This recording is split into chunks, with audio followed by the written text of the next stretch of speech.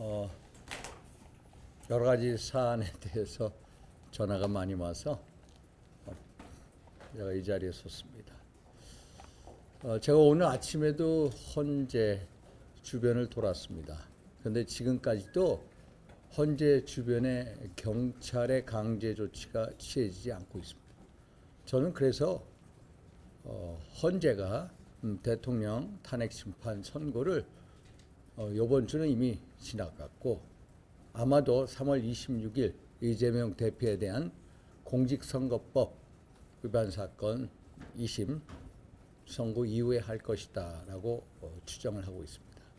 보통 헌재가 선고를 하기 2, 3일 전에 경찰에다가 사전 준비해 달라고 비밀리에 통보를 해줍니다. 근데 지금까지도 강제 조치가 없다는 것은 결국 이번 주는 이미 물 건너갔다. 또 내부 정보를 들어보면 아직까지도 평의에서 치열한 토론이 진행 중이다. 그래서 이번 주는 이미 물 건너갔고 다음 주 3월 26일 이후로 될 것이다 라고 전망하고 있습니다. 이 경찰의 강제 조치라는 게 보통 2, 3일 전에부터 이루어지기 시작합니다. 헌재 주변을 전부 다 차벽으로 둘러싸게 됩니다. 그리고 헌재의 보통 반경 1km를 안전구역으로 설정해서 거기에 있는 모든 위험 요소들을 제거하게 됩니다. 특히 헌재 바로 앞에서 이루어지는 뭐 1인 시, 농성 이런 것도 집시법이 아니라 다른 여러 법에 의해서 경찰의 강제 조치, 소위 말해서 즉시 강제 조치를 취할 수가 있습니다. 이거에 대해서 아직까지도 기미가 없다라는 것을 토대로 저는 이번 주는 이미 지났고 3월 26일 이재명 대표 제 2심 공직선거법 2심 선고에 이루어질 것이다. 빨라야 그것도 이렇게 전망을 하고 있습니다. 그래서 뭐 질문 있으면은 제가 답하도록 하겠습니다. 여당 의원들 중에 거의 처음으로 기각보다는 각하를 주장해 오셨는데 이게 왜 그런 말씀을 드리냐면요. 일단 각하냐 인용이냐 뭐 여러 가지 얘기가 있습니다만은 12.3 비상계엄이 내란이냐에 대해서 입증을 하지 못했다. 특히 소추인 측에서 내세우는 증언 또 진술 또 뭐 증거물 등이 상당히 오염됐다.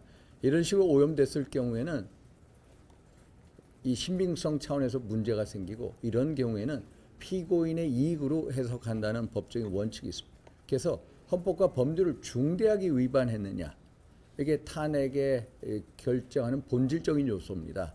헌법과 법률을 중대하게 위반했느냐 이거에 대해서 아직까지 결론을 못 내리고 있는 것입니다. 그래서 헌법과 법률을 중대하게 위반하지 않았다. 그래서 기각이라고 생각을 합니다만 이런 식으로 어떤 본안에 대해서 판단하기 전에 절차적인 요건을 이 탄핵 심판이 갖췄냐 못 갖췄느냐를 보게 되면은 제가 누누이 말씀드린 것 같이 지난 12월 14일 국회 탄핵 소추 안에 있어서 내란죄를 삭제한 부분부터 시작해서 헌법재판소가 헌법재판소의 법령을 여러 건을 위반을 했다. 그 위반 사례가 10차례 넘기 때문에 헌재 스스로 지난 3월 7일 날 지기현 서울중앙지법 형사25부 재판장의 대통령에 대한 구속 취소 결정문을 보면은 절차적인 적법성 명확성의 원칙에 따라서 구속 취소 결정을 내렸듯이 헌법재판관 8분도 이 문제에 대해서 탄핵 심판에 대해서 이게 절차 하자가 많다는 것을 뭐 헌법학자나 저희들은 누누이 얘기했기 때문에 기각보다는 각하 쪽으로 흐르지 않을까. 특히 문영배 헌법재판소 소장 대행 등 이런 분들이 인용하려고 엄청 노력을 할 겁니다. 또 여러 정황상 뭐 여러 정치적인 이 요소들이 또 많은 압박을 할 거고요. 그러나 탄핵 인용에 대해서 도저히 안 된다. 6대2가 안 된다 하면은 결국 각하 쪽으로 가지 않겠나.